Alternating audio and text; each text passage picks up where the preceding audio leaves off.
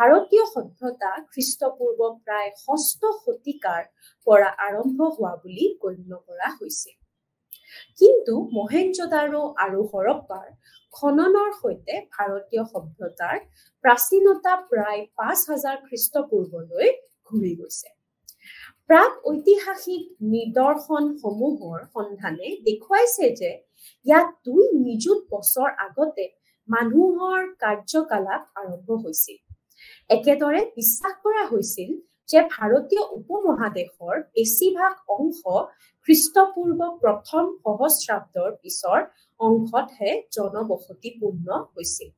কিন্তু এতিয়া পুৰাতত্বৰ সহায়ত আমি জানো যে প্ৰস্তৰ যুগৰ সময়ৰ পৰাই ইয়াত জনবসতি কম আৰু ডাঠ আছিল।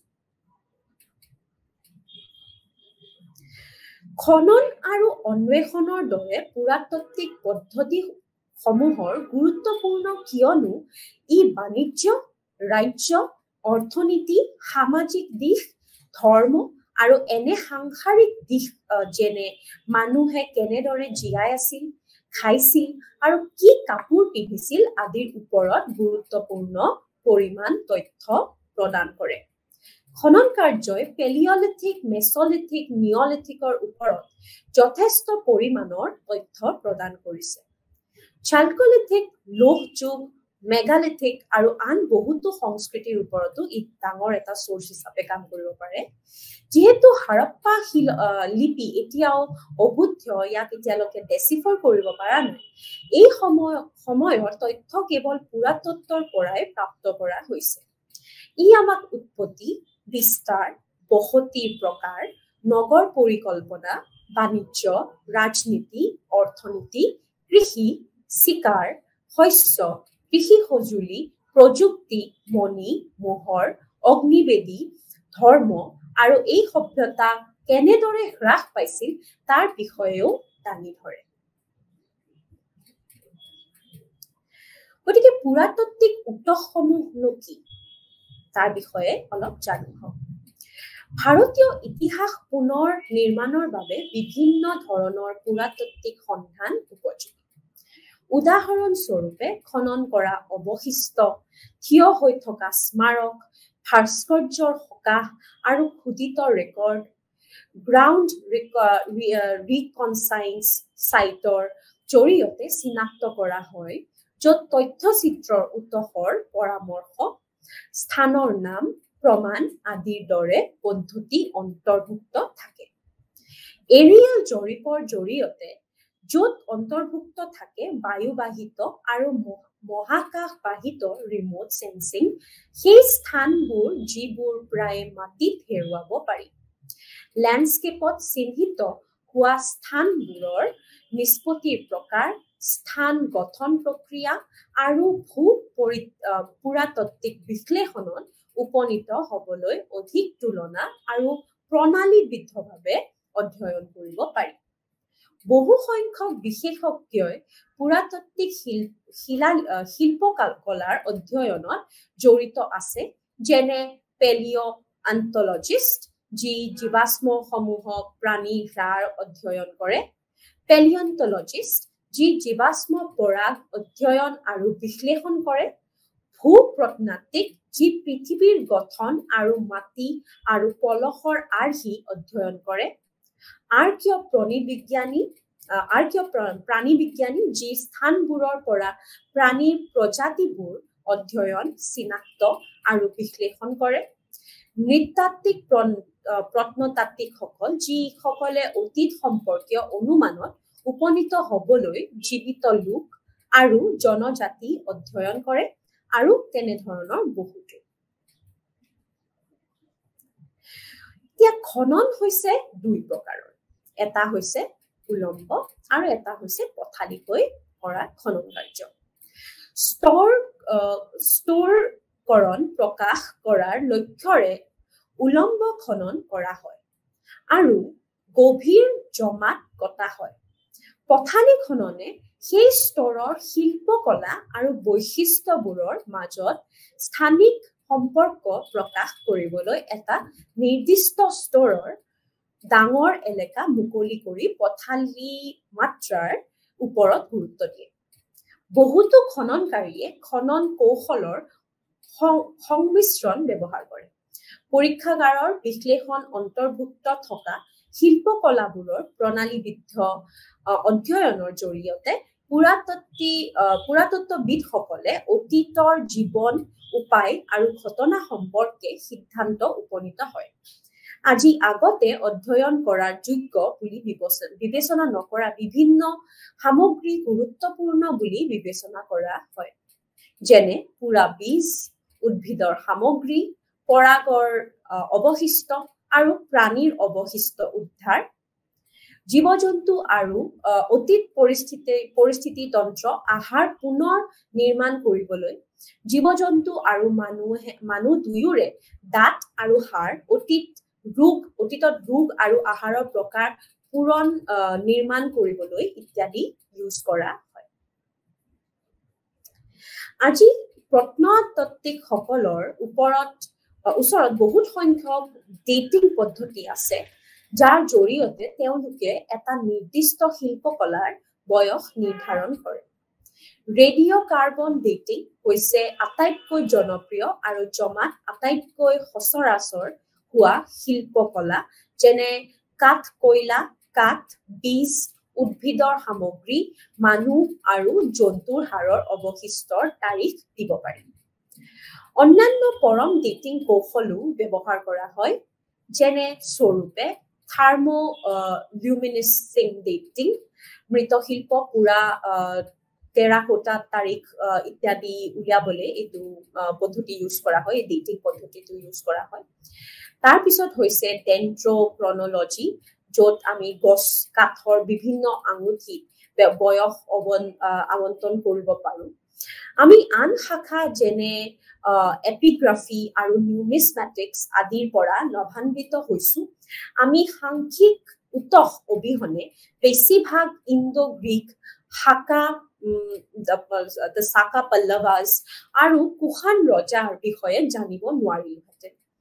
এনেদৰে ধম্ম আৰু সমুদ্ৰগুপ্তৰ আদিৰ বিজয় সম্পৰ্কে অশোকৰ দৃষ্টিভংগী তেওঁলোকৰ এপিগ্ৰাফ অবিহনে অজ্ঞাত হৈ থাকিলহেঁতেন। গতিকে ইতিহাস আৰু পুৰাতত্ত্ব দুয়োটাই একে লক্ষ্য, অৰ্থাৎ অতীতৰ পুনৰ নিৰ্মাণেই হৈছে দুয়োটাৰে এটা অবজেক্টিভ, দুয়োটা সাবজেক্টৰ এটা অবজেক্টিভ। অৱশ্যে তেওঁলোকে অতীতৰ পুনৰ নিৰ্মাণৰ বাবে ব্যৱহাৰ কৰা উৎস আৰু পদ্ধতিবোৰত তেওঁলোকৰ ভিন্নতা আছে।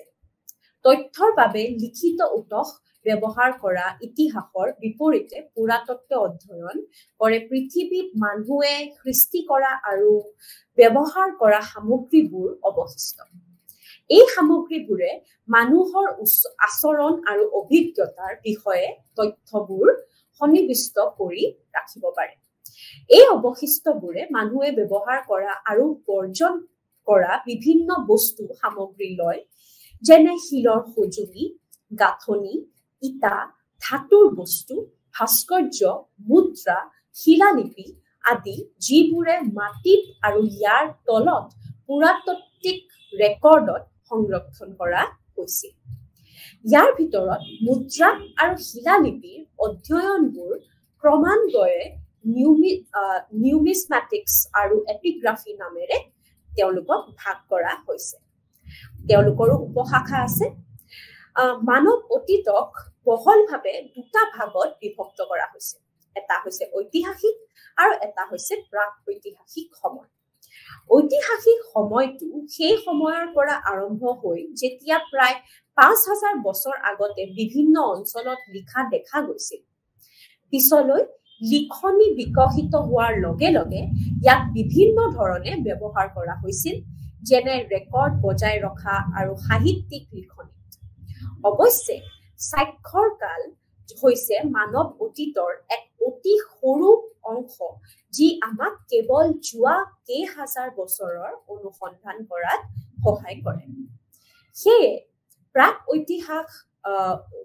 ঐতিহাস ৩ নিযুত বছৰৰ আগতে মানৱ জাতিৰ উৎপত্তিৰ পৰা আৰম্ভ হয়। অৱশ্যে পুৰাতত্ত্ব কেৱল প্ৰাক ঐতিহাসিক সীমাবদ্ধ নহয়, কিন্তু অধ্যয়ন কৰে যে সকলো সামগ্ৰী মানুহে সময়ৰ মাজেৰে এৰি থৈ যায়। সেয়ে প্ৰত্নতাত্ত্বিকসকলে প্ৰাক ঐতিহাসিক সঁজুলিৰ পৰা বৰ্তমানত দৈনন্দিন ব্যৱহাৰৰ সামগ্ৰীলৈকে সকলোবোৰ অধ্যয়ন কৰে।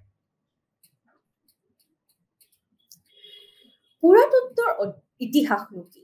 এই পুৰাতত্ত্ব বিভাগটো বা পুৰাতত্ত্ব সাবজেক্টটো ক'ৰ পৰানো জন্ম হৈছিল, কেনেকৈ আৰম্ভ হৈছিল তাৰ বিষয়ে অলপ জানো আহক। প্ৰতিখন সমাজে ইয়াৰ অতীতৰ সৈতে জড়িত হৈ থাকে। পুৰাতত্ত্বৰ উৎপত্তি সুন্দৰ পুৰণি বস্তুৰ প্ৰতি থকা আকৰ্ষণ আৰু এনে ধৰণৰ বস্তু আহৰণ কৰাৰ বাবে ধন স্বীকাৰ কৰা পোৱা যায়। পুৰাতত্ত্বৰ বিৱৰ্তন প্ৰাৰম্ভিক পৰ্যায়ত ডেনিছ পণ্ডিত C.J.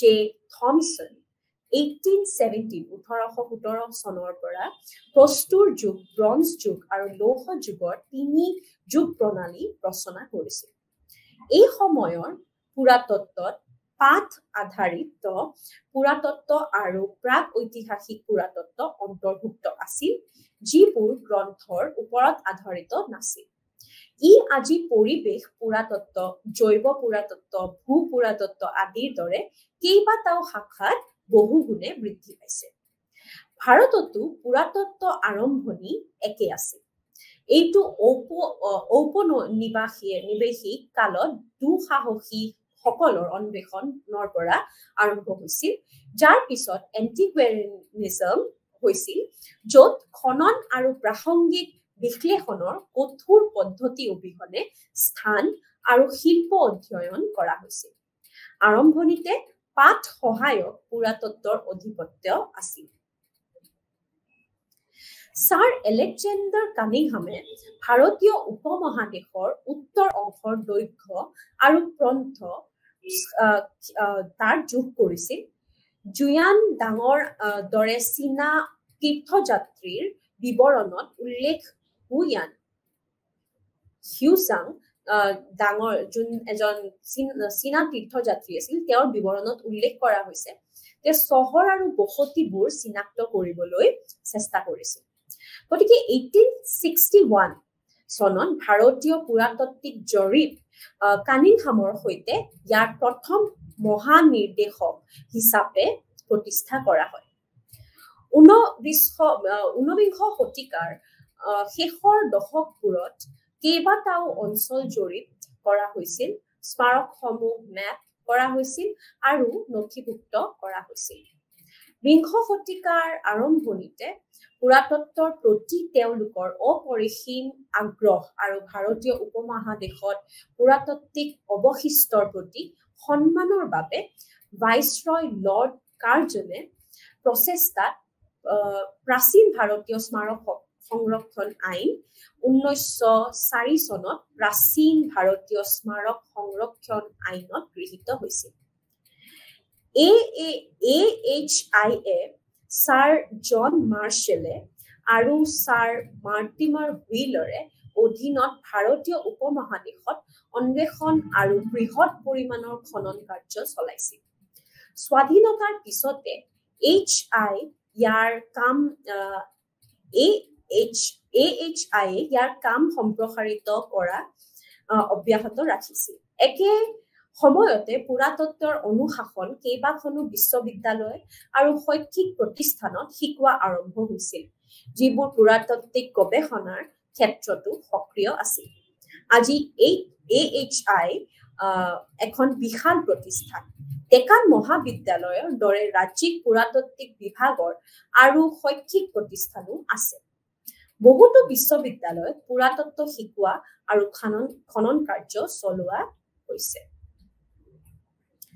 পুৰাতাত্ত্বিক স্থান আৰু সেইবোৰ কি, কিহৰ দ্বাৰা নিৰ্মিত তাৰ বিষয়ে আমি পঢ়ো। শিল্পকলা আৰু ইকোফেক্ট মানেনো কি হৈছে? পুৰাতত্ত্বই মানুহৰ দ্বাৰা তৈয়াৰ কৰা বা সলনি কৰা বহনযোগ্য বস্তুবোৰৰ অধ্যয়নৰ ওপৰত নিজকে আধাৰিত কৰে তেওঁলোকে গুৰুত্বপূৰ্ণ প্ৰমাণ প্ৰদান কৰে আৰু যেনে তেওঁলোকৰ উৎপাদনৰ প্ৰক্ৰিয়া সেইবোৰ তৈয়াৰ কৰা কেঁচা সামগ্ৰী তেওঁলোকৰ উৎপাদনত অন্তৰ্ভুক্ত প্ৰযুক্তি এনে বস্তু ব্যৱহাৰ ইত্যাদি আন এক প্ৰকাৰৰ প্ৰমাণ হৈছে যি হৈছে শিল্পকলা জৈৱিক আৰু পাৰিপাৰ্শ্বিক অৱশিষ্টবোৰক ইকোফেক্ট বুলি কোৱা হয় যি অতীতৰ মানৱ কাৰ্যকলাপৰ বহুতো দিশ প্ৰকাশ কৰিব পাৰে সেইবোৰৰ ভিতৰত আছে জন্তুৰ হাড় উদ্ভিদৰ অৱশিষ্ট মাটি আৰু কলহ ইত্যাদি এইবোৰে আমাক পৰিৱেশৰ পৰিস্থিতি জলবায়ুৰ তাৰতম্য আৰু মানুহৰ ওপৰত তেওঁলোকৰ প্ৰভাৱ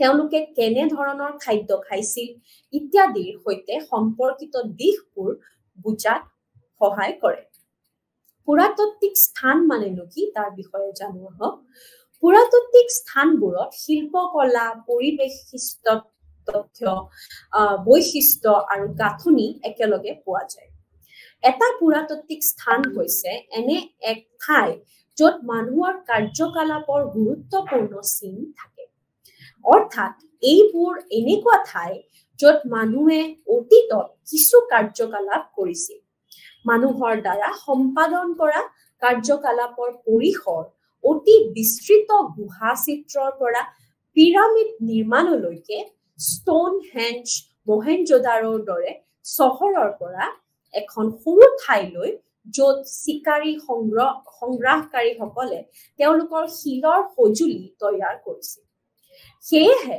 তথ্য উদ্ধাৰৰ বাবে পুৰাতাত্ত্বিক স্থানসমূহৰ অনুসন্ধান প্ৰত্নতাত্ত্বিকসকলৰ প্ৰাথমিক কাম হৈ পৰে যাৰ আধাৰত অতীতৰ মানৱ জীৱনৰ পথবোৰ পুনৰ নিৰ্মাণ কৰা হয়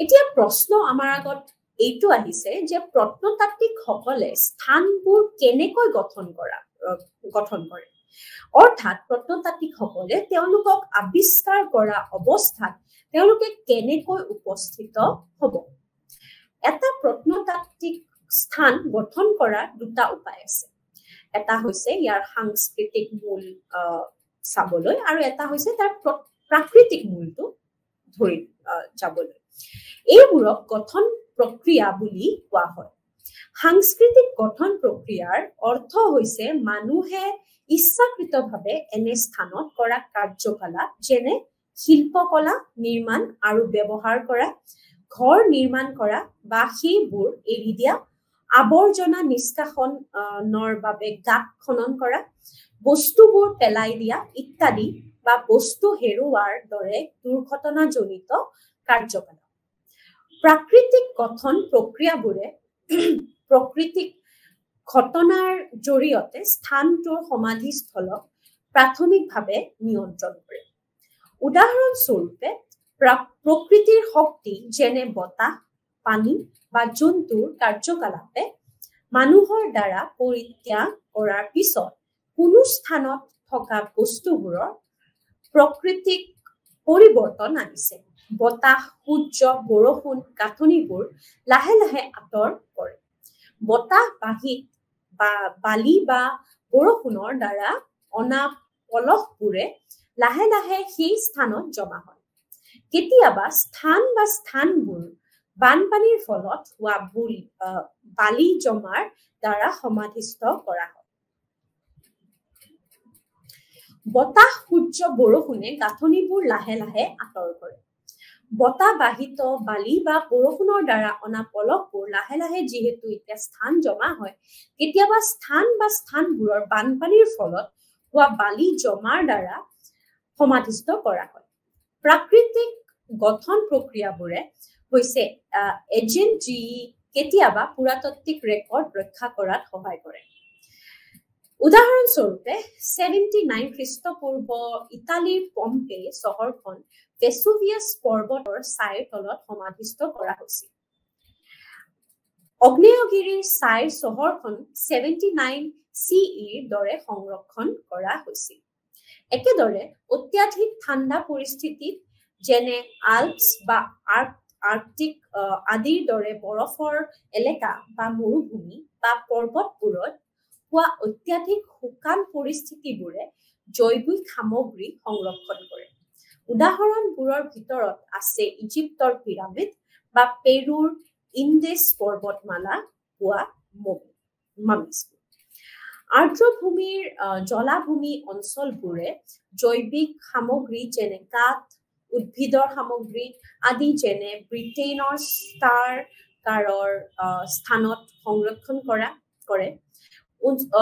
উচ্চ উষ্ণতা আৰু আৰ্দ্ৰ আৰু বৰষুণ জলবায়ু, এচিডিক মাটি, উচ্চ ভেজিটেল বিকাশ আৰু পতংগৰ কাৰ্যকলাপৰ সৈতে ক্ৰান্তীয় জলবায়ুৰ পৰিস্থিতিয়ে পৰিৱেশ সত্যৰ সৈতে জীয়াই থাকিবলৈ নিদিয়ে আৰু লগতে শিল্পকলাৰ সংৰক্ষণত বাধা দিব পাৰে। গতিকে পুৰাতত্ত্ববোৰৰ পদ্ধতি ক্ষেত্ৰত কি আছে তাৰ বিষয়ে অলপ জানো। পুৰাতাত্ত্বিক ক্ষেত্ৰকৰ্ম হৈছে পুৰাতাত্ত্বিক প্ৰমাণ সংগ্ৰহৰ প্ৰথম গুৰুত্বপূৰ্ণ পদক্ষেপ। ক্ষেত্ৰখনত প্ৰত্নতাত্ত্বিক প্ৰমাণ সংগ্ৰহ কৰাৰ দুটা উপায় আছে। প্ৰথম হৈছে পুৰাতাত্ত্বিক অন্বেষণ বা জৰীপ আৰু পুৰাতাত্ত্বিক খনন। আমি এইবোৰ তলত অন্বেষণ কৰিম তাৰ বিষয়ে। পুৰাতাত্ত্বিক অন্বেষণ মানেনো কি? পুৰাতাত্ত্বিক অন্বেষণৰ পৃষ্ঠৰ অৱশিষ্টৰ আধাৰত পুৰাতাত্ত্বিক স্থানসমূহৰ অনুসন্ধান অন্তৰ্ভুক্ত থাকে। অৰ্থাৎ প্ৰত্নতাত্ত্বিকসকলে পৃষ্ঠত কি পোৱা যায় তাৰ ওপৰত আধাৰিত কৰি সেইবোৰ খনন নকৰাকৈ সেইবোৰ অনুসন্ধান কৰে। এই অনুশীলনটো পুৰাতাত্ত্বিক স্থানবিলাক বিচাৰি উলিওৱাৰ চেষ্টাৰে আৰম্ভ হয়। এই স্থানবিলাক বিচাৰি উলিওৱাৰ বাবে এটা অঞ্চল বা এটা নিৰ্দিষ্ট এলেকা অন্বেষণ কৰা পুৰাতত্ত্ববিদসকলে এইটো কৰে। ইয়াৰ বাবে তেওঁলোকে বিভিন্ন পদ্ধতি ব্যৱহাৰ কৰে। আৰম্ভণিতে উচ্চ টিলা, শস্য, আৰ্হি আৰু বৃত্ত আদি ৰখাৰ দ্বাৰা আকাশী জৰীপৰ জৰিয়তে স্থানবোৰ চিনাক্ত কৰা হয়। প্ৰযুক্তিৰ উন্নতিৰ সৈতে এতিয়া এইটো উপগ্ৰহ ছবি আৰু ভৌগোলিক তথ্য প্ৰণালীৰ জৰিয়তে কৰা হয়। আনকি ভূমি জৰীপ কৰাৰ বিভিন্ন উপায় উপলব্ধ হোৱাৰ সৈতেও পুৰাতাত্ত্বিক স্থানবিলাক বিচাৰি উলিওৱা আৰু অনুসন্ধান কৰাৰ আটাইতকৈ গুৰুত্বপূৰ্ণ পদ্ধতি। এনে ভৌতিক পদ্ধতি হৈছে গাঁৱৰ পৰা গাঁৱলৈ জৰীপ, য'ত পুৰাতত্ত্ববিদৰ এটা দলে বিভিন্ন গাঁৱলৈ যায় আৰু পুৰণি বসতি বা অতীতৰ অৱশিষ্টবোৰৰ বিষয়ে অনুসন্ধান কৰে। এইটো ভাৰতত ব্যাপকভাৱে ব্যৱহাৰ কৰা হৈছে। আন এটা পদ্ধতিত আঞ্চলিক জৰীপৰ বাবে সতৰ্কতাৰে প্ৰস্তুত কৰা পৰিকল্পনা এটা ব্যৱহাৰ কৰা হয়, যি গোটেই এলেকাটো গ্ৰিড আৰু পৰৱৰ্তী বিভাগত বিভক্ত কৰা হয়। প্ৰত্নতাত্ত্বিকসকলে যিকোনো ধৰণৰ শিল্পকলাৰ প্ৰমাণ বা মানুহৰ কাৰ্যকলাপৰ চিহ্নৰ বাবে সকলো নিৰ্বাচিত গ্ৰিড বা নমুনাযুক্ত গোটবোৰ ভালদৰে অন্বেষণ কৰে। এনেধৰণৰ নিবিড় অন্বেষণে নতুন পুৰাতাত্ত্বিক স্থানৰ আৱিষ্কাৰত সহায় কৰে। ভাৰতীয় উপমহাদেশত কিছু বৃহৎ পৰিমাণৰ পুৰাতাত্ত্বিক পৃষ্ঠ জৰীপ আছে, যেনে বিজয়নগৰ গৱেষণা কেম্প প্ৰকল্প, বিজয়নগৰ মেট্ৰপলিটেন জৰীপ, সাঁচি জৰীপ প্ৰকল্প, দুটা বৰষুণ প্ৰকল্প ইত্যাদি। ছাইটবোৰৰ অৱস্থানবোৰ গ্লোবেল পজিশ্যনিং চিষ্টেম (GPS)ৰ সহায়ত উল্লেখ কৰা হৈছে, যাতে সেইবোৰৰ বিতৰণৰ আৰ্হি এখন মানচিত্ৰ প্ৰদৰ্শন কৰিব পাৰি। অতীতত মানুহে কিয় বসতিৰ বাবে কিছুমান ক্ষেত্ৰ বাছনি কৰিছিল বুজিবলৈ অৱস্থানগত বিশ্লেষণ গুৰুত্বপূৰ্ণ। ইয়াৰ উপৰিও সন্ধানবোৰ সাৱধানে পৰ্যবেক্ষণ কৰা হয়, তেওঁলোকৰ অৱস্থান, প্ৰকৃতি, পৰিমাণ ৰেকৰ্ড কৰা হয়, ফটো তোলা হয় আৰু অংকন প্ৰস্তুত কৰা হয়। জৰীপৰ লক্ষ্যৰে ওপৰত বিভিন্ন নিৰ্ভৰ কৰি শিল্প কলাবোৰ পৰিৱৰ্তে বিশ্লেষণৰ বাবে নমুনা হিচাপেও সংগ্ৰহ কৰিব পাৰি প্ৰত্নতাত্ত্বিকসকলে অন্বেষণ আৰু খনন দুয়ো ক্ষেত্ৰতে অতীতক ভালদৰে জানিবলৈ বৈজ্ঞানিক কৌশলৰ বেটাৰী ব্যৱহাৰ কৰে পুৰাতাত্ত্বিক অন্বেষণত গ্ৰাউণ্ড পেনিট্ৰেটিং ৰাডাৰ বৈদ্যুতিক প্ৰতিৰোধ জৰীপ মেগনেট্ৰমেট্ৰিক আৰু দৰে কৌশলবোৰ ব্যৱহাৰ কৰা হয় যি আমাক স্থানখন খনন নকৰাকৈ স্থান আৰু পুতি থোৱা গাঁথনি বা বৈশিষ্ট্যৰ প্ৰকৃতি জনাৰ সহায় কৰে এই কৌশলবোৰক অধ্বংসাত্মক বুলি কোৱা হয় কিয়নো ই কোনো ধৰণে পুৰাতাত্ত্বিক ৰেকৰ্ড ক্ষতিগ্ৰস্ত বা সলনি নকৰে শেহতীয়া বছৰবোৰত পুতি থোৱা গাঁথনি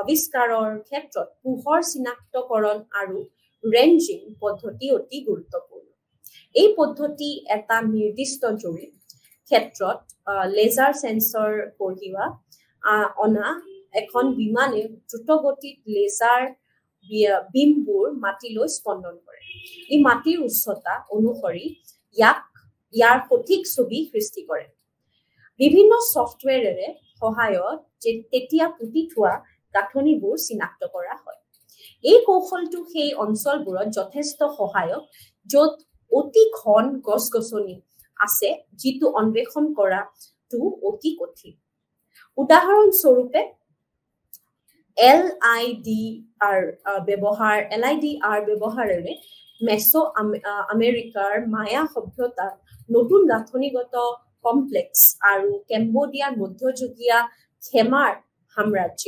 চহৰসমূহৰ এক নেটৱৰ্ক পোহৰলৈ আনিছে অন্যথা অংকুৰৱাট মন্দিৰ চৌহদৰ বাবে বিখ্যাত পুৰাতাত্ত্বিক খনন মানেনো আমি কি বুজো তাৰ বিষয়ে অলপ জানো হওক পৃষ্ঠ অন্বেষণ গুৰুত্বপূৰ্ণ ফলাফল প্ৰদান কৰে যি আমাক অতীতৰ বিষয়ে কিছুমান প্ৰশ্নৰ উত্তৰ দিয়াত সহায় কৰিব পাৰে অৱশ্যে পৃষ্ঠৰ এক সংগ্ৰহ কৰা শিল্পবোৰে তেওঁলোকৰ সঠিক প্ৰসংগৰ অন্তৰ্ভুক্ত নহয় কিয়নো পৃষ্ঠত সেইবোৰৰ অৱয়ব হৈছে এনে কাৰ্যকলাপৰ ফল যি মূল জমা হোৱাত ব্যাঘাত জন্মায় উদাহৰণস্বৰূপে বৰষুণ হাল চলোৱা জন্তুৰ বিল আদিৰ দ্বাৰা খহনীয়াৰ ফলত পৃষ্ঠৰ ওপৰত থকা পুৰাতাত্ত্বিক জমা স্থানান্তৰ হ'ব পাৰে সেয়েহে কোনো স্থান বা বিভিন্ন সাংস্কৃতিক পৰ্যায়ৰ গভীৰ বুজাবুজিৰ বাবে তেওঁলোকৰ প্ৰসংগত পুৰাতাত্ত্বিক খনন কৰা হয় ইয়াৰ অতীত মানুহে সৃষ্টি কৰা আৰু ব্যৱহাৰ কৰা সামগ্ৰীৰ অৱশিষ্টবোৰ সাৱধানে উন্মোচন কৰিবলৈ স্থান এটা প্ৰণালীবদ্ধভাৱে খনন কৰা অন্তৰ্ভুক্ত থাকে পুৰাতাত্ত্বিক স্থানসমূহত বিভিন্ন পুৰাতাত্ত্বিক সংস্কৃতিৰ অৱশিষ্ট পোৱা যায় 1929 চনত ভি গৰ্ডন চাইল্ডে এক প্ৰত্নতাত্ত্বিক সংস্কৃতিক কিছুমান প্ৰকাৰেৰে অৱশিষ্ট হিচাপে সংজ্ঞায়িত কৰিব খুজিছিল তেওঁ কৈছিল যে পাত্ৰ সঁহাৰি অলংকাৰ সমাধি ৰচনা ঘৰৰ ৰূপ একেলগে পুনৰাবৃত্তি হৈ আহিছে সময় আৰু স্থান অনুসৰি এই প্ৰকাৰৰ অৱশিষ্টবোৰক পৃথক হয় সেয়েহে তেওঁলোকক বিভিন্ন পুৰাতাত্ত্বিক সংস্কৃতি হিচাপে চিনাক্ত কৰা হয় প্ৰত্নতাত্ত্বিক স্থানবোৰ একক পুৰাতাত্ত্বিক সংস্কৃতিৰ দ্বাৰা বা দীঘলীয়া জীৱিকাৰ ক্ষেত্ৰত দখল কৰা হ'ব পাৰে য'ত মানুহে হাজাৰ হাজাৰ বছৰ ধৰি বাস কৰিছে কেইবাটাও পুৰাতাত্ত্বিক সংস্কৃতিক পোৱা যাব পাৰে বিভিন্ন সংস্কৃতিৰ ক্ৰমাগত জীৱিকাই তেওঁলোকৰ কালানুক্ৰম প্ৰতিফলিত কৰে ভাৰতীয় উপমহাদেশত বিভিন্ন পুৰাতাত্ত্বিক সংস্কৃতি উদাহৰণৰ বিভিন্ন আছে যেনে বিভিন্ন এক্সাম্পলছ আছে যেনে হৰপ্পা সংস্কৃতি পেইন্টেড গ্ৰেভৱেৰ সংস্কৃতি জৰৱে সংস্কৃতি ইত্যাদি পুৰাতাত্ত্বিক খননত প্ৰাথমিকভাৱে বিভিন্ন সময়ৰ অৱশিষ্ট কালানুক্ৰমিক প্ৰসংগ বুজাবলৈ স্তৰৰ ধাৰণাটো ব্যৱহাৰ কৰা হয়। ভূবিজ্ঞানৰ পৰা আহৰণ কৰা স্তৰ বিজ্ঞানৰ ধাৰণাটো স্তৰকৰণৰ প্ৰক্ৰিয়াৰ ওপৰত আধাৰিত। ভূবিজ্ঞানত পলসবোৰ স্তৰ বা স্তৰৰ অতি লাহে লাহে ইটোৰ ওপৰত সিটো জমা হৈ উঠে। এই প্ৰক্ৰিয়াটোত তলত থকা স্তৰৰ বা স্তৰটো প্ৰথমতে জমা কৰা আৰু পিছত জমা হোৱা ক্ৰমাগত স্তৰবোৰ অত্যাধিক জমা কৰা বুলি গণ্য কৰা হয়। ইয়াক অতিৰিক্ত আৰোপণৰ আইন বুলি কোৱা হয়। প্ৰত্নতাত্ত্বিক স্থানসমূহত সাংস্কৃতিক আৰু প্ৰাকৃতিক আৱৰ্জনা থকা স্তৰটো ভূতাত্ত্বিকবোৰতকৈ অধিক দ্ৰুততাৰে গঢ় লৈ উঠে, কিন্তু সাধাৰণতে অতিৰিক্ত আৰোপণৰ নিয়ম অনুসৰণ কৰে।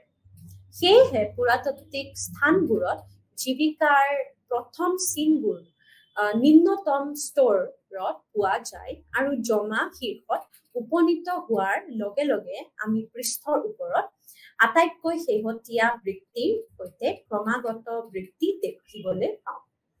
খননকাৰীৰ লক্ষ্যৰ ওপৰত নিৰ্ভৰ কৰি দুটা প্ৰাথমিক উপায় আছে য'ত পুৰাতাত্ত্বিক স্থানবোৰ খনন কৰা হ'ব পাৰে, যেনে পথালি আৰু উলম্ব। ইয়াৰ অৰ্থনীতি অন্তৰ্নিহিত ধাৰণাটো হ'ল যে বহলভাৱে সমসাময়িক কাৰ্যকলাপবোৰ বহল পথালি স্থানত সংগঠিত আৰু এনে কাৰ্যকলাপৰ পৰিৱৰ্তন সময়ৰ মাজেৰে উলম্বভাৱে হয়। সেয়েহে যদি আমি স্থানটো এটা নিৰ্দিষ্ট পৰ্যায়ৰ বিষয়ে বা মানুহে কেনেদৰে বাস কৰিছিল সেই বিষয়ে বিতংভাৱে জানিব বিচাৰো, তেন্তে স্থানটো পথালিভাৱে খনন কৰা হ'ব পাৰে। পথালি খননত এক নিৰ্দিষ্ট পৰ্যায়ৰ সমসাময়িক গাঁথনি আৰু কাৰ্যকলাপ ক্ষেত্ৰবোৰ উন্মোচন কৰিবলৈ ঠাইখনৰ এটা ডাঙৰ অংশ লাহে লাহে খনন কৰা হয়। ইয়াৰ বিপৰীতে উলম্ব খননত সৰু এলেকাখন খনন কৰা হয়, কিন্তু সেইবোৰে জমা খিনি প্ৰাকৃতিক মাটিৰ স্তৰলৈ বা প্ৰথমে স্থানটো দখল কৰাৰ সময়ত কাটি পেলায়।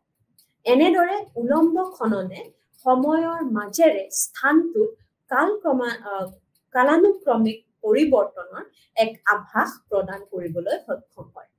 অৰ্থাৎ উলম্ব খননে আমাক বিভিন্ন সাংস্কৃতিক পৰ্যায়ত স্থানটোৰ ক্ৰমাগত দখলৰ বিষয়ে কয়। দুয়ো প্ৰকাৰৰ খননৰ তেওঁলোকৰ গুণাগুণ আৰু সীমাবদ্ধতা আছে।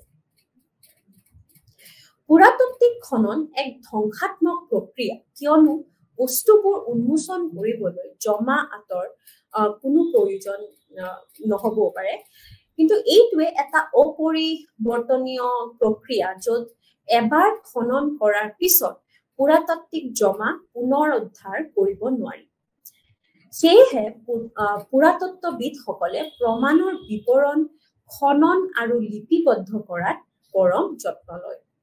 খননৰ পিছত সন্ধানবোৰ পৰিৱৰ্তে অধ্যয়নৰ বাবে প্ৰক্ৰিয়া কৰা হয়।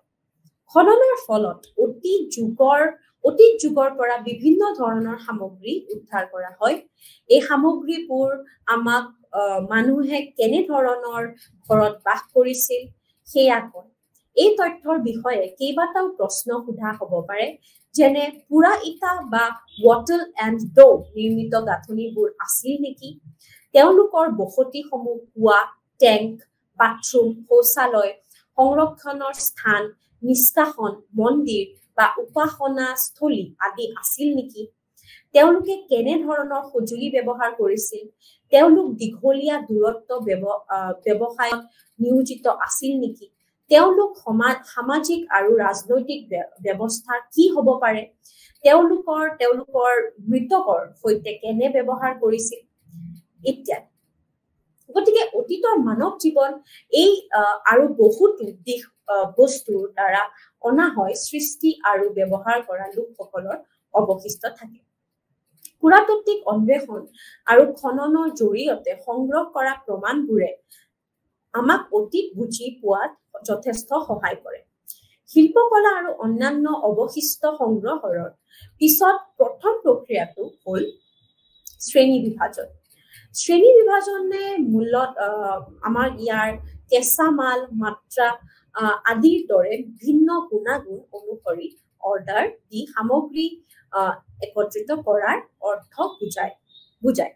উদাহৰণস্বৰূপে আকাৰ, আকৃতি, ব্যৱহাৰিত মাটি, পৃষ্ঠৰ চিকিৎসা আদিৰ দৰে গুণাগুণ অনুসৰি মৃৎশিল্পৰ শ্ৰেণী বিভাজনে আমাক তেওঁলোকে পৰিৱেশন কৰা কাৰ্যৰ পৰিসৰ বুজাত সহায় কৰে। ৰন্ধা আৰু পৰিৱেশন কৰাৰ পৰা ৰীতি নীতিগত ব্যৱহাৰলৈকে। একেদৰে অন্যান্য বস্তু যেনে মণি, ধাতুৰ বস্তু, শিলৰ সঁজুলি আদি শ্ৰেণী বিভাজনে আমাক পৰৱৰ্তী বিশ্লেষণৰ বাবে পৰিমাণগত আৰু গুণগত তথ্য প্ৰদান কৰে। এতিয়া আমি কিছুমান বিশিষ্ট পুৰাতাত্ত্বিক ভাৰতীয় উপমহাদেশৰ স্থানসমূহৰ বিষয়ে কথা পাতিম। প্ৰথম স্থানটো হৈছে ভীমবেটকা। গতিকে আমি জানো যে ভীমবেটকা এখন হৰপ্পন সাইট হয়। ইয়াৰ বিষয়ে জানো যে ইয়াৰ পৰা পুৰাতাত্ত্বিক উৎস পাইছে নেকি, ক'ৰ পৰা পোৱা হৈছে, কেতিয়া পোৱা হৈছে, তাৰ বিষয়ে অলপ আমি বিশেষভাৱে জানো। ভীমবেটকা মধ্যপ্ৰদেশৰ ৰায়চেন জিলাত আৰু ভোপালৰ দক্ষিণ পূব 45 কিলোমিটাৰৰ দূৰত্বত অৱস্থিত। ইয়াক 1957 চনত V.S. ৱাকাংকাৰে আৱিষ্কাৰ কৰিছিল। এইটো বিন্ধ্যান পাহাৰৰ বেলেগ শিলৰ গঠনত 700তকৈও অধিক গুহা আৰু শিলৰ আশ্ৰয়স্থল এটা কমপ্লেক্স। ইয়াত খনন কাৰ্যত নিম্ন পেলিঅলিথিকৰ পৰা মেছলিথিকলৈকে নিয়মীয়া জীৱিকাৰ ৰূপত এটা দীঘলীয়া ক্ৰম প্ৰকাশ পাইছিল। অতিৰ আগত মই ভীমবেটকা এখন হৰপ্পন সাইট বুলি কৈছিলো, সৰি এইটো নহয়। ভীমবেটকা এটা প্ৰি হিষ্টৰিক সাইট হয়, পেলিঅলিথিক সাইট হয়। আমি পিছত পাম, আমি হিষ্টৰিক সাইটছ বিলাক আমি পিছত পঢ়িব পাম। মেছলিথিকৰ পিছত ঐতিহাসিক সময়লৈকে কিছু মানৱ উপস্থিতি আৰু কাৰ্যকলাপে মাজে মাজে অব্যাহত আছিল। ইয়াত থকা সকলো ঐতিহাসিক পৰ্যায়ৰ ভিতৰত মেছলিথিক যুগ আৰু মাইক্ৰলিথিক উদ্যোগৰ সৈতে অতি সুসংজ্ঞায়িত আৰু ইয়াৰ শিলা কলাৰ মহিমাৰ বাবেও জনাজাত, য'ত মুখ্যতঃ ৰঙা গেৰুত কৰা চিত্ৰসমূহ থাকে, যদিও বগা, হালধীয়া আৰু সেউজীয়া ব্যৱহাৰ কৰা হৈছে। এই চিত্ৰবোৰে প্ৰকৃতিবাদী ৰূপক আৰু বিমূৰ্ত কলাক প্ৰতিনিধিত্ব কৰে আৰু ইয়াত বিভিন্ন দৃশ্য অন্তৰ্ভুক্ত থাকে, যেনে চিকাৰ, মাছ ধৰা, নৃত্য আৰু কিছুমান দৃশ্য যিবোৰ শামানবাদৰ সৈতে সম্পৰ্কিত হ'ব পাৰে। ভীমবেটকাত মেছলিথিক যুগৰ প্ৰাৰম্ভিক তাৰিখ খ্ৰীষ্টপূৰ্ব 7ম সহস্ৰাব্দলৈ ঘূৰি যায়।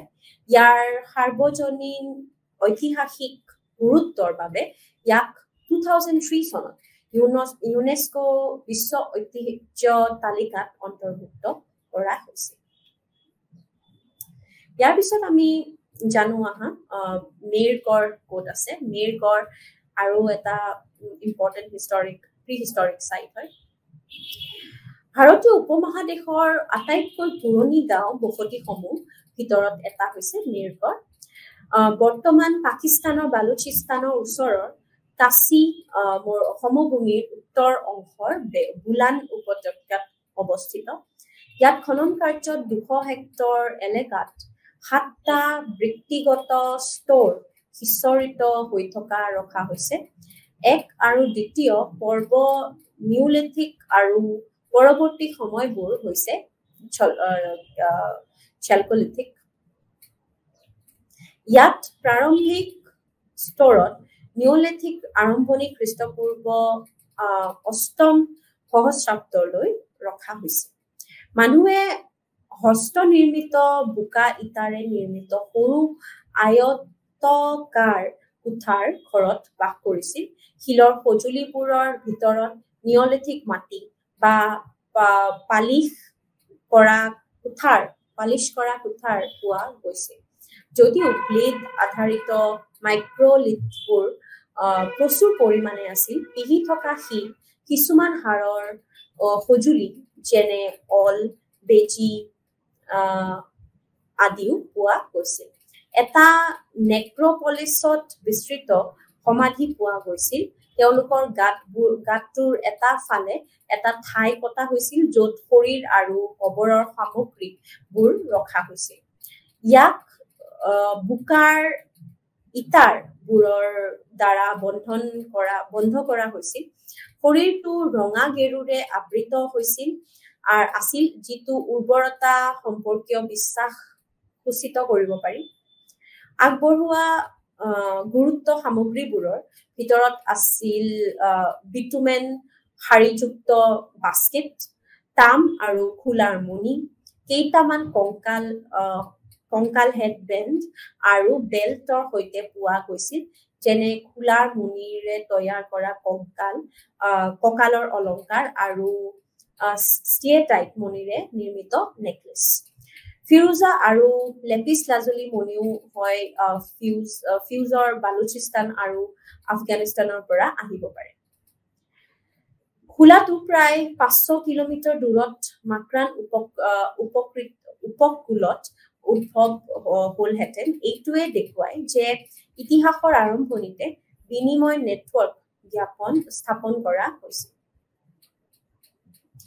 নেক্সট আমাৰ হৈছে হৰপ্পাৰ বিষয়ে আমি already Indus valley civilisation Harappa civilisation পঢ়োতে এবাৰ পাইছিলো কিন্তু তাৰ বিষয়ে এইখিনিতো আৰ্কিঅলজিকেল সাইট হিচাপে পঢ়িব লাগিব হৰপ্পা পাকিস্তানৰ পঞ্জাব প্ৰদেশত অৱস্থিত 1920 চনত খনন কৰা হৰপ্পা সভ্যতা এইটো প্ৰথম স্থান আছিল সেয়েহে সভ্যতাৰ নাম ইয়াৰ নামেৰে ৰখা হৈছিল সাইটটোৰ আকাৰ প্ৰায় 150 হেক্টৰ ই ৰবি নদীৰ পাৰত অৱস্থিত আছিল কিন্তু প্ৰায় 10 কিলোমিটাৰ দূৰত বৈ গৈছে হৰপ্পা কেইবাটাও টিলাৰ ভিতৰত দুৰ্গৰ টিলাটো এটা উচ্চ এলেকা আৰু ইয়াৰ দক্ষিণ পূব নিম্ন চহৰৰ তলত টিপত অৱস্থিত প্ৰায় সমান্তৰাল গ্ৰাম আকৃতিৰ দুৰ্গটো মাটিৰ ইটাৰে বেৰেৰে আগুৰি আছিল আৰু ডাঙৰ টাৱাৰ আৰু গেটৰ সৈতে আছিল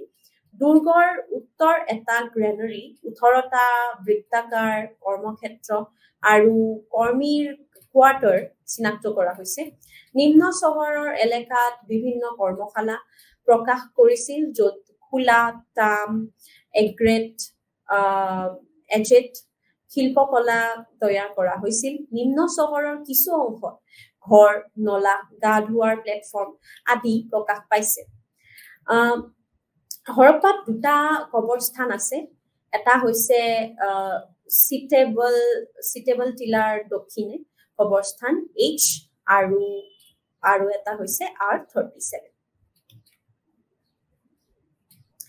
নেক্সট আৰ্কিঅলজিকেল সাইট হৈছে ধোলাভিৰা গুজৰাটৰ কচ্ছৰ ৰণত খোদিত খাদীৰ বেট নামৰ এটা দ্বীপত অৱস্থিত 100ৰো অধিক হেক্টৰ ইয়াৰ মাটি সীমাখিনি হৈছে ই ভাৰতীয় উপমহাদেশৰ সৰ্ববৃহৎ পৰিপক্ক হৰপ্পা স্থানবোৰৰ ভিতৰত এটা পুৰা ইটাৰ পৰিৱৰ্তে ধোলাভিৰাত বেলেগে শিলৰ অন্যান্য হৰপ্পা স্থানৰ বিপৰীতে মুখ্যতঃ গাঁথনি নিৰ্মাণত ব্যৱহাৰ কৰা হৈছে নিষ্পত্তিৰ পৰিকল্পনা আন বসতিৰ সৈতে পৃথক কিয়নো ইয়াত দুৰ্গ আৰু নিম্ন চহৰৰ দ্বৈত বিভাজনৰ পৰিৱৰ্তে ইয়াক তিনিটা ভাগত বিভক্ত কৰা হৈছে যেনে কেসেল বেইলি মধ্য চহৰ আৰু নিম্ন চহৰ কেসেল বেইলি আৰু মধ্য চহৰৰ মাজৰ এটা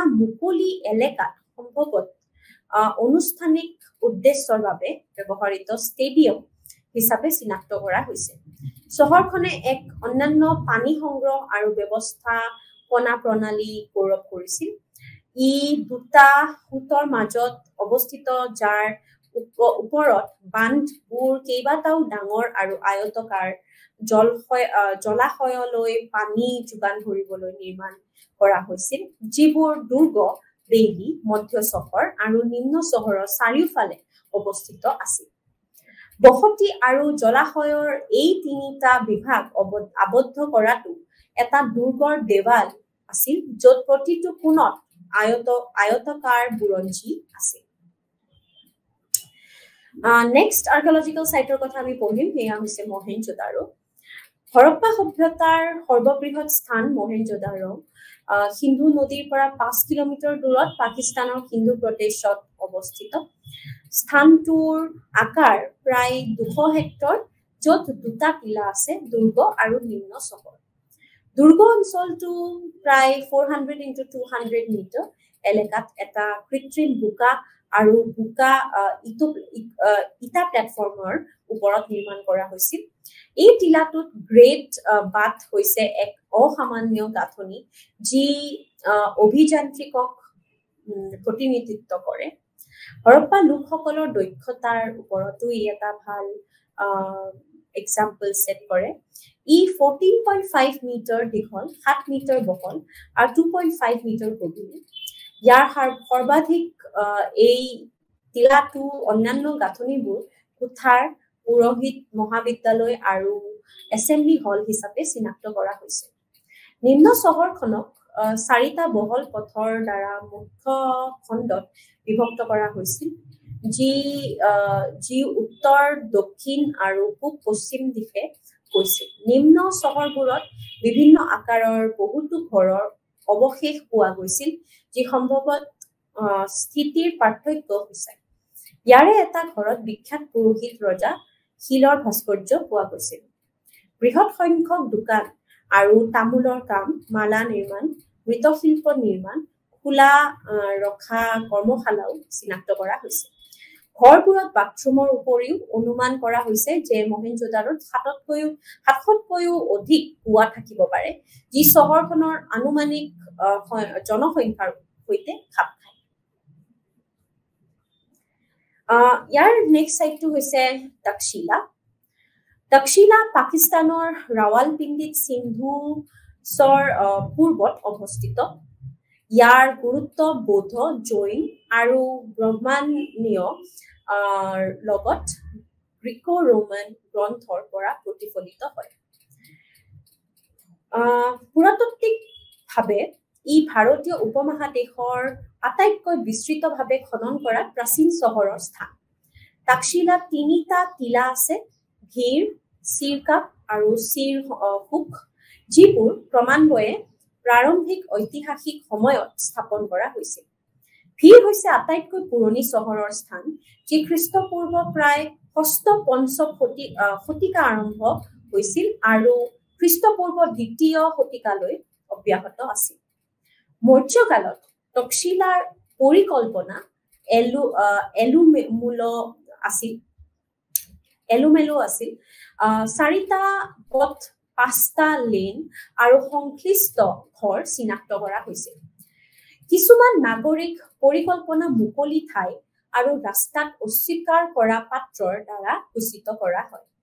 দ্বিতীয় বসতি খ্ৰীষ্টপূৰ্ব 2য় শতিকাত চিৰকাপত স্থাপিত হৈছিল। ইয়াৰ বিশেষত্ব আছিল সম্পূৰ্ণ পোন মুখ্য পথৰ সৈতে পৰিধি পৰিকল্পনা। এই বসতি 4 শতিকাৰ পৰা বিস্তৃত আছিল আৰু প্ৰাক ইণ্ডো-গ্ৰীক আৰু শাকা পাৰ্থিয়ান যুগত প্ৰতিনিধিত্ব কৰিছিল।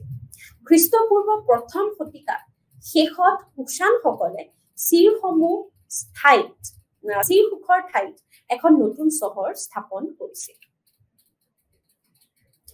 নেক্সট আৰ্কিঅলজিকেল সাইট আমি যোনটো বিষয়ে পঢ়িম সেইটো হৈছে সাঞ্চি। মধ্যপ্ৰদেশৰ ৰায়চেন জিলাত অৱস্থিত সাঞ্চি হৈছে ভাৰতৰ আটাইতকৈ গুৰুত্বপূৰ্ণ বৌদ্ধ সন্ন্যাসী কমপ্লেক্সবোৰৰ ভিতৰত এটা। ই বুদ্ধৰ জীৱনৰ এটা ঘটনাৰ সৈতে সম্পৰ্কিত নহয়, কিন্তু খ্ৰীষ্টপূৰ্ব 3য় শতিকাত মৌৰ্য সম্ৰাট অশোকৰ সময়ৰ পৰাই প্ৰসিদ্ধ লাভ কৰিছিল। তেওঁ মূল স্তূপটো নিৰ্মাণ কৰিছিল আৰু এটা মনোলিথিক স্থাপন কৰিছিল বুলি বিশ্বাস কৰা হয় স্থানত অশোক স্তম্ভ পিছলৈ ই কেৱল গুপ্তা আৰু শতবাহনৰ দৰে ৰাজকীয় ৰাজবংশৰ পৰাই পৃষ্ঠপোষকতা লাভ কৰা নাছিল লগতে ভক্তসকলো পৃষ্ঠপোষকতা লাভ কৰিছিল হাসি কমপ্লেক্সত কেইবাটাও স্তূপ আছে কিন্তু তাৰে তিনিটা ডাঙৰ আকাৰ আৰু সংৰক্ষণৰ স্থিতিৰ বাবে সুস্পষ্ট আনবোৰৰ আকাৰ সৰু আৰু ইয়াত গাঁথনিগত আৰু মনোলিথিক বা ভেটিত স্তূপা দুয়োটা অন্তৰ্ভুক্ত থাকে স্তূপ এক হৈছে আটাইতকৈ ডাঙৰ আৰু গ্ৰেট স্তূপ বুলিও কোৱা হয় খনন কাৰ্যত এই স্তূপটো কোনো ধ্বংসাৱশেষ পোৱা নগল কিন্তু স্থাপত্য বৈশিষ্ট্যৰ ক্ষেত্ৰত ই আটাইতকৈ বিস্তৃত ইয়াৰ ব্যাস 36.60 মিটাৰ আৰু ৰেলিং আৰু ছাতি অবিহনে ইয়াৰ উচ্চতা 16.46 মিটাৰ স্তূপৰ শিলৰ মিস্ত্ৰী গম্বুজটোৱে এটা আগৰ ইটাৰ স্তূপ আৱৰি ৰাখে যিটো সম্ভৱতঃ অশোকে নিৰ্মাণ কৰিছিল ইয়াক এটা শিলৰ ৰেলিং যাক কোৱা হয় বেদিকাৰ দ্বাৰা আগুৰি আছে য'ত চাৰিটা মুখ্য দিশত চাৰিটা তোৰণা স্মাৰক দুৱাৰ আছে এই তোৰণবোৰ সাতবাহনসকলে নিৰ্মাণ কৰিছিল প্ৰতিটো তোৰণত বিভিন্ন বিষয় খোদিত কৰা হৈছে য'ত অন্তৰ্ভুক্ত আছে যাতাসকলৰ দৃশ্য বুদ্ধৰ জীৱনৰ দৃশ্য বৌদ্ধ ধৰ্মৰ পৰিৱৰ্তী ইতিহাসৰ ঘটনা ইত্যাদি গতিকে আমি ইমানবোৰ আৰ্কিঅলজিকেল সাইটস পঢ়িলো আৰু তাৰ ভিতৰত আমি পঢ়িলো যে ইন্দাস ভ্যালি সিভিলাইজেশন বা তাৰ আগৰ পিৰিয়ড খিনিটো পেলিঅলিথিক নিঅলিথিক এজতো আমি আৰ্কিঅলজিৰ বিভিন্ন এক্সাম্পলছৰ দ্বাৰা আমি ইয়াক বুজিব পাৰো আৰু সেইটোৱে আমাক হেল্প কৰে in order to reconstruct history so archaeology এনেকুৱা এটা সোৰ্স এনেকুৱা এটা উৎস যাৰ অবিহনে হিষ্ট্ৰী চলিব নোৱাৰে বা হিষ্ট্ৰী ইজ ইনকমপ্লিট হিষ্টৰী বনাবলৈ বা হিষ্ট্ৰী ৰিকনষ্ট্ৰাক্ট কৰিব হিষ্ট্ৰী লিখিবলৈ কাৰণে প্ৰুফৰ বহুত দৰকাৰ হয় আৰু তাৰ ভিতৰত আৰ্কিঅলজিকেল সোৰ্স যিয়ে ইনক্লুড কৰে বোনছ ডিফাৰেণ্ট প্যালেটিয়েল বিল্ডিংছ ৰুইনছ তাৰপিছত টেৰাকোটা পটাৰী বিভিন্ন জুৱেলাৰী সববোৰ ইনক্লুড কৰি ইয়াৰ আমি গম পাওঁ যে এইখিনি এটা আৰ্কিঅলজিকেল সোৰ্স হয় আৰু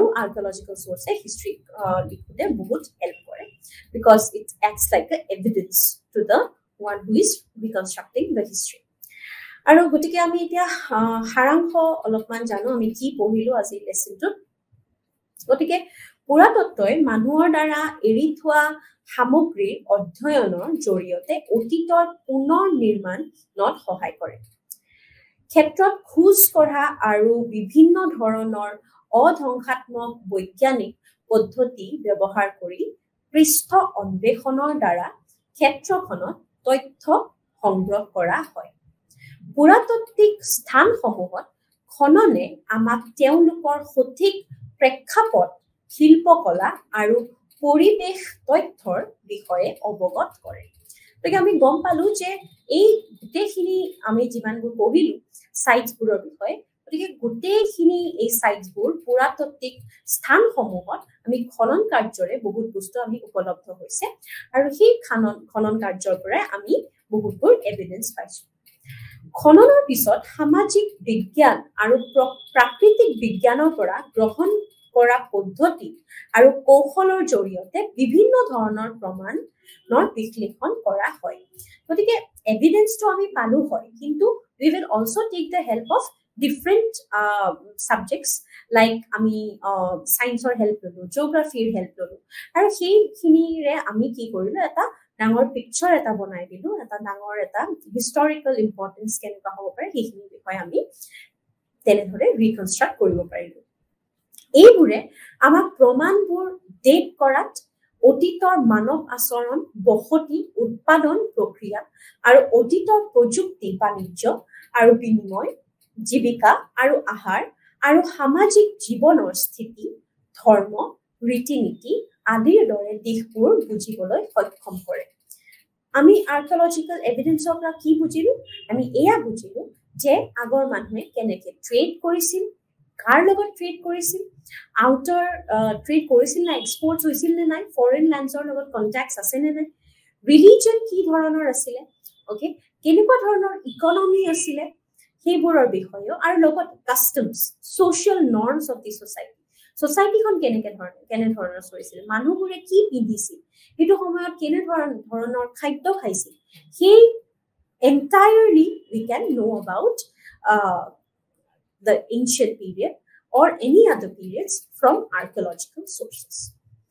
উত্তর হিসাবে পুৰাতত্ত্বৰ গুৰুত্ব প্ৰাচীন কালতে সীমাবদ্ধ নহয় কিন্তু ইয়াক মধ্যযুগীয় আৰু আনকি সমসাময়িক সময়ৰ সামগ্ৰী অৱশিষ্ট প্ৰসাৰিত কৰিব পাৰি গতিকে সেয়াই মই ক'লো যে হিষ্ট্ৰী অকল ancient period or karne archaeological sources is not important or it is not the only source to reconstruct history of the ancient period but medieval period or karne jene junkhini mughal times ase ba junkhini slave dynasty period ase heburor bikhoyo ami archaeological sites or pora poribo paru archaeological evidence or pora poribo paru ar logote ami british period or kotha tene dhoroner poribo paru